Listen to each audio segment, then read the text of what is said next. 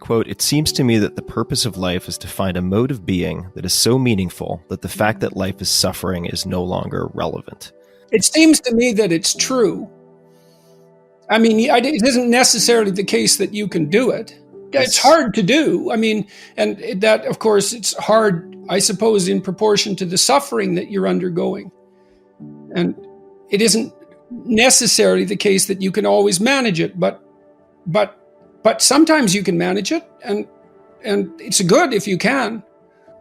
People need to search for meaning because they get corrupted by suffering if their life isn't meaningful. That's how it looks to me. Because you can't torture an animal forever without it lashing out. And so if your life is nothing, if there's nothing in it that speaks to you, there's still going to be suffering. You can't talk yourself out of that. And so then I see people tearing down traditional structures, let's say, or they're casual about them. Another rule in this new book is do not casually denigrate social institutions or creative achievement. Well, why social institutions? Well, I've counseled lots of people who were lost. And so if you came to see me and I was your therapist, I'm very practical. I'd say to you, okay, well, let's look at your life for a minute. Do you have an intimate relationship? What about your family? And that could be, married with kids, or it could be the family of your birth, your siblings and your parents and so on. How's that functioning? Do you have anyone there? Do you have a job, or maybe a career even if you're fortunate, but at least a job that keeps body and soul together and maybe where there's some chance of advancement and hope? Do you know how to use your time outside of work productively? Do you take care of your mental and physical health? Do you manage the temptations, drug and alcohol use and that sort of thing? Do you manage those temptations effectively? Are you educated are you as educated as you are intelligent? Have you, and those are standard patterns of activity in the world. Do you have kids? Do you have a wife? Or a husband? Do you have a job? I mean, it's mundane in some sense, and you can look beyond all those standard answers for meaning. But if you're overwhelmed by life, anxious and suffering, that's a good place to start. Put that together. Why? Well, the answer to that is because that's what people do. That's what people do. That's the best we've been able to manage. And if you don't have that, because you're a human being like other human beings, you're going to suffer for it. And so attacks on that, assaults on that aren't that helpful. I see this sometimes with young people when they're talking about getting married. We don't need to get married. We don't need a piece of paper. It's like, really? That's the depth of thought you've put into this? It's like you're not going to mark this permanence with conscious awareness and social celebration and the sanction of your community and a beautiful ceremony? That's just nothing? You're going to let that go? Well, what are you going to replace it with? Nothing.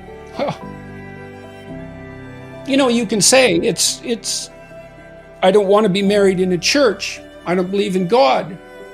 Fair enough, but good luck filling in the hole.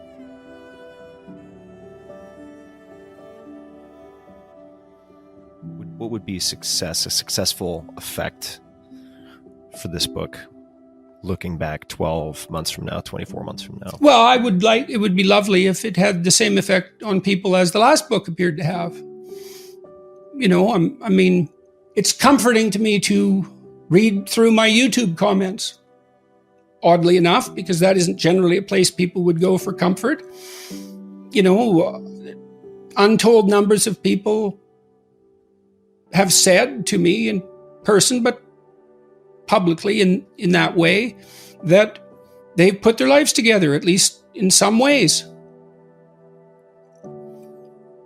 And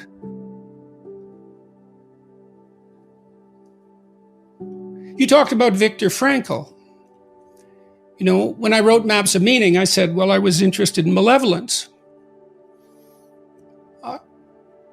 I was deeply affected by the accounts I'd read of what happened in the Second World War and in Germany and what happened in Soviet Union and in China. These horror shows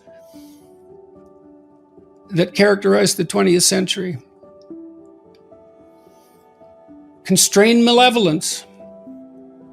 And so if you study malevolence, you start to understand what the opposite of that is. The opposite of malevolence is something like the hero's journey. And it's easy to be cynical about that, but, well, it's not that easy, because if you're cynical about that, then you undermine your own life. And everyone knows this. This is the other thing that's so interesting. Everyone knows this. You never teach someone you love to lie. You're always appalled if you have a son or daughter. You're always appalled if they don't tell the truth.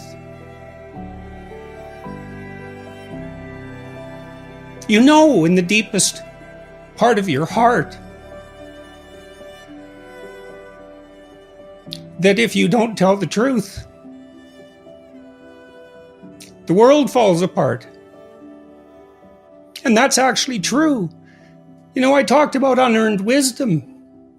It's no trivial matter to understand that. Dostoevsky said everyone is responsible for everything that happens to them and everything that happens to everyone else as well. And, that's an insane statement. And he was a very extreme person, but it's also true.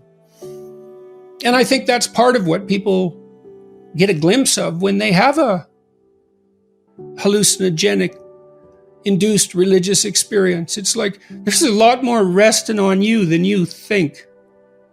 And you know that. You don't wake up in the morning berating yourself for telling the truth. You wake up at 4 a.m. berating yourself for violating your conscience.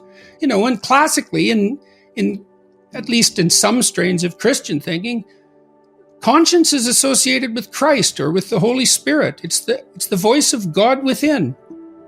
And I'm aware of all the criticisms of ideas like that, but it's really something that you can't control your conscience. So what is it exactly? It's not you. You're responsible to it. It holds you accountable. It transcends you. So what is it? Well, if you think it's nothing, well, violate it for a while and see what happens.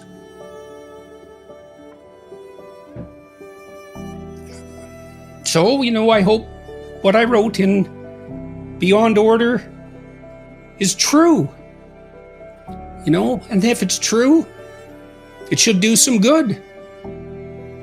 Because what's true does good. At least that's the hope.